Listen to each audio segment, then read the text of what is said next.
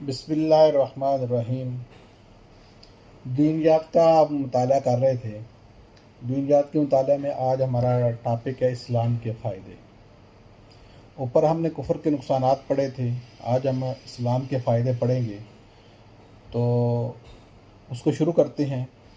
آؤ اب ایک نظریہ یہ بھی دیکھو کہ اسلام کا طریقہ اختیار کرنے میں کیا فائدہ ہے۔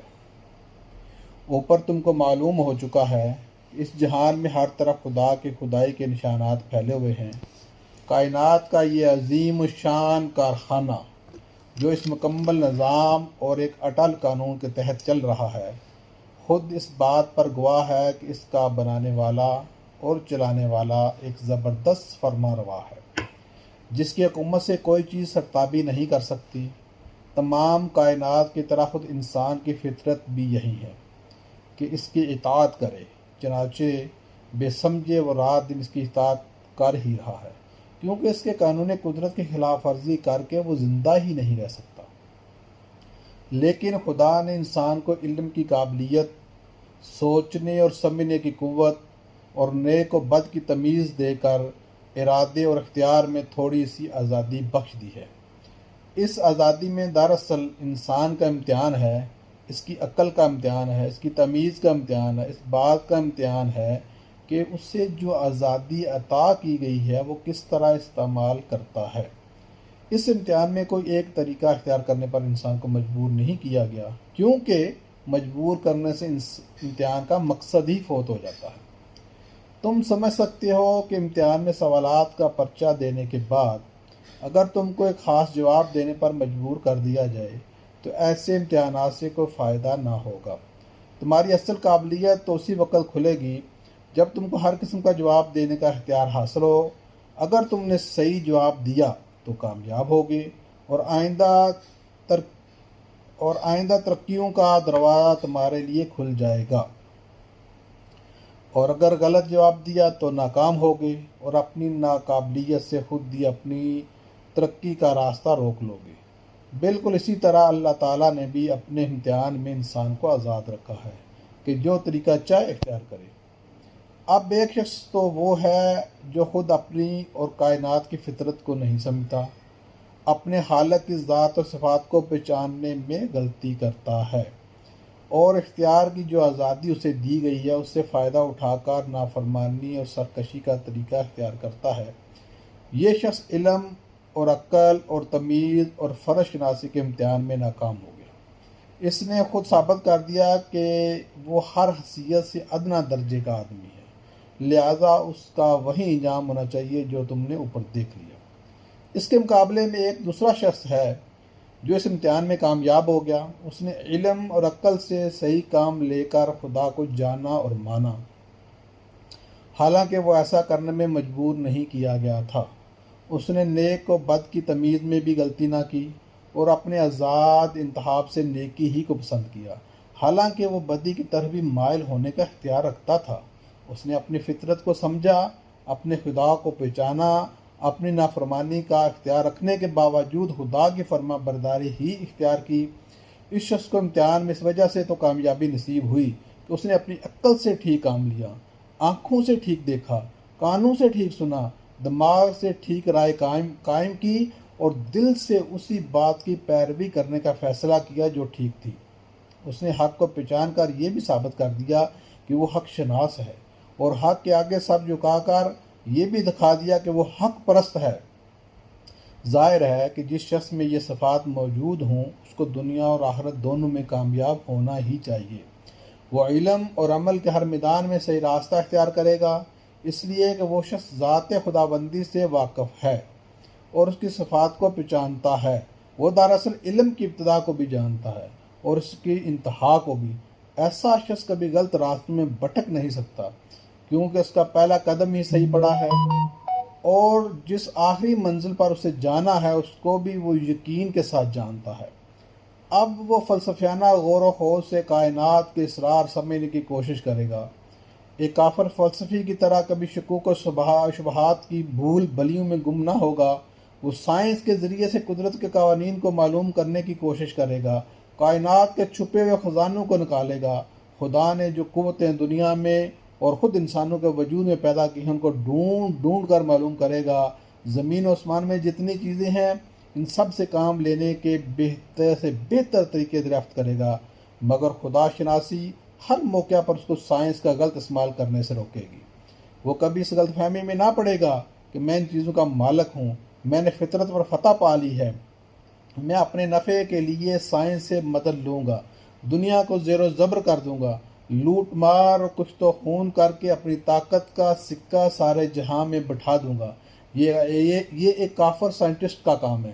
مسلم سائنٹسٹ جتنا زیادہ سائنس پر عبول حاصل کرے گا اتنا ہی زیادہ خدا پر اس کا یقین بڑھے گا اور اتنا ہی زیادہ وہ خدا کا شکر گزار بندہ بنے گا۔ اس کا عقیدہ یہ ہوگا کہ میرے مالک نے میری قوت اور میرے علم میں جو اضافہ کیا ہے اس سے میں اپنے اور تمام انسانوں کی بھلائی کے لیے کوشش کروں گا اور یہی اس کا صحیح شکریہ ہے۔ اس طرح تاریخ، معاشیات، سیاسیات، قانون اور دوسرے علوم و فنون میں بھی ایک مسلم اپنے تحقیق اور جد و جہد کے لحاظ سے ایک کافر کے مقابلے میں کم نہ رہے گا، مگر دونوں کی نظر میں بڑا فرق ہوگا۔ مسلم ہر علم کا مطالعہ صحیح نظر سے کرے گا، صحیح مقصد کے لیے کرے گا اور صحیح نتیجے پر پہنچے گا۔ تاریخ میں وہ انسان کے گزشتہ تجربوں سے ٹھیک ٹھیک سبق لے گا، قوموں کی ترقی تنزل کے صحیح اسباب معلوم کرے گا اور ان کی تہذیب و تمدن کی مفید چیزیں دریافت کرے گا، ان کے نیک دل لوگوں کے حالات سے فائدہ اٹھائے گا اور ان تمام چیزوں سے بچے گا جن کی بدولت پچھلی قومیں تباہ ہو گئی۔ معاشیات میں دولت کمانے اور خرچ کرنے کے ایسے طریقے معلوم کرے گا جن سے تمام انسانوں کا بھلا ہو، نہ یہ کہ ایک کا فائدہ اور بہتوں کا نقصان ہو۔ سیاسیات میں اس کی تمام توجہ اس طرف ہوگی دنیا میں امن، عدل اور انصاف اور نیکی و شرافت کی حکومت ہو۔ کوئی شخص یا کوئی جماعت خدا کے بندوں کو اپنا بندہ نہ بنائے۔ حکومت اس کی تمام طاقتوں کو خدا کی امانت سمجھے گا اور بندگان خدا کی بہتری کے لیے استعمال کیا جائے۔ قانون میں وہ اس نظر سے غور کرے گا کہ عدل و انصاف کے ساتھ لوگوں کے حقوق مقرر کیے جائیں اور کسی صورت میں کسی پر ظلم نہ ہونے پائے۔ مسلم کے اخلاق میں خدا ترسی، حق شناسی اور راست بازی ہوگی۔ وہ دنیا میں یہ سمجھ کر رہے گا کہ سب چیزوں کا مالک خدا ہے، میرے پاس اور سب انسانوں کے پاس جو کچھ ہے وہ خدا ہی کا دیا ہوا ہے، میں کسی چیز کا حتیٰ کہ خود اپنے جسم اور جسمانی قوتوں کا بھی مالک نہیں ہوں، سب کچھ خدا کی امانت ہے اور اس امانت میں تصرف کرنے کا جو اختیار مجھ کو دیا گیا ہے اس کو خدا ہی کی مرضی کے مطابق استعمال کرنا چاہیے۔ ایک دن خدا مجھ سے اپنی یہ امانت واپس لے گا اور اس وقت مجھ کو ایک ایک چیز کا حساب دینا ہوگا۔ یہ سمجھ کر جو شخص دنیا میں رہے اس کے اخلاق کا اندازہ کرو۔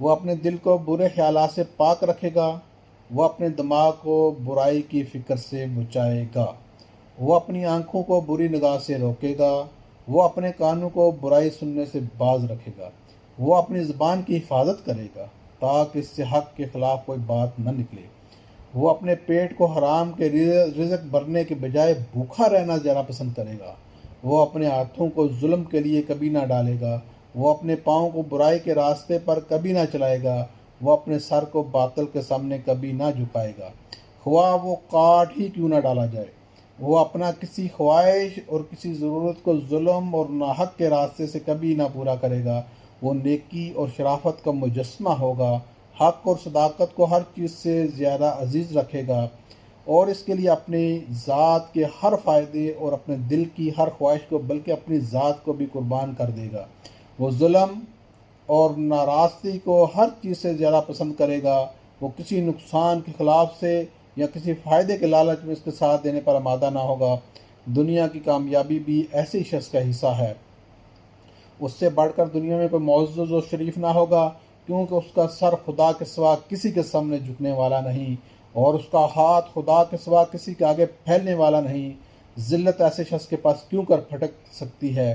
اس سے بڑھ کر دنیا میں کوئی طاقتور بھی نہ ہوگا کیونکہ اس کے دل میں خدا کے سوا کسی کا خوف نہیں اور اس کو خدا کے سوا کسی سے بخشش اور انعام کا لالچ بھی نہیں۔ کون سی طاقت ہے جو ایسے شخص کو حق اور راستے سے ہٹا سکتی ہے اور کون سی دولت ہے جو اس کا ایمان خرید سکتی ہے؟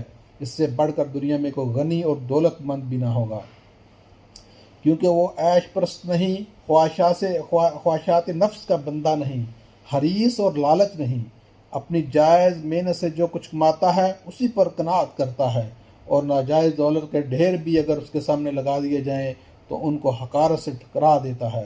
یہ اطمینان کی دولت ہے جس سے بڑی کوئی دولت انسان کے لیے نہیں ہو سکتی۔ اس سے بڑھ کر دنیا میں کوئی محبوب اور ہر دل عزیز بھی نہ ہوگا، کیونکہ وہ ہر شخص کا حق ادا کرے گا اور کسی کا حق نہ مارے گا، ہر شخص سے نیکی کرے گا اور اس کے بدلے میں اپنے لیے کچھ نہ چاہے گا۔ لوگوں کے دل آپ اس کی طرف کھینچے چلے جائیں گے اور ہر شخص اس کی عزت اور محبت کرنے پر مجبور ہوگا۔ اس سے بڑھ کر دنیا میں کسی کا اعتبار بھی نہ ہوگا، کیونکہ وہ امانت میں خیانت نہ کرے گا، صداقت سے منہ نہ موڑے گا، وعدہ کا سچا اور معاملے کا کھرا ہوگا، اور ہر کام میں یہ سمجھ کر ایمانداری سے برتے گا کہ کوئی اور دیکھنے والا ہو نہ ہو مگر خدا تو سب کچھ دیکھ رہا ہے۔ ایسے شخص کی ساکھ کا کیا پوچھنا، کون ہے جو اس پر بھروسہ نہ کرے گا؟ ایک مسلم کی سیرت کو اچھی طرح سمجھ لو تو تم کو یقین آ جائے گا، مسلم کبھی دنیا میں ذلیل اور محکوم اور مغلوب بن کر نہیں رہ سکتا، وہ ہمیشہ غالب اور حاکم ہی رہے گا، کیونکہ اسلام جو صفات اس میں پیدا کرتا ہے اس میں کوئی قوت غالب نہیں آ سکتی۔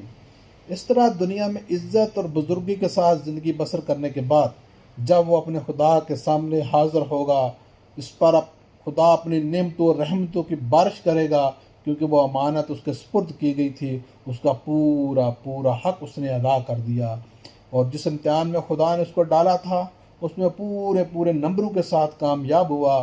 یہ ابدی کامیابی جو دنیا سے لے کر آخرت تک مسلسل چلی جاتی ہے اور کہیں اس کا سلسلہ ختم نہیں ہوتا۔ یہ اسلام ہے، انسان کا فطری مذہب۔ یہ کسی قوم اور ملک کے ساتھ خالص نہیں، ہر زمانے اور ہر قوم اور ہر ملک میں خدا شناسی اور حق پسند لوگ گزرے ہیں، ان سب کا یہی مذہب تھا۔ وہ مسلم تھے، اور ان کی زبان میں اس مذہب کا نام اسلام ہو یا کچھ اور۔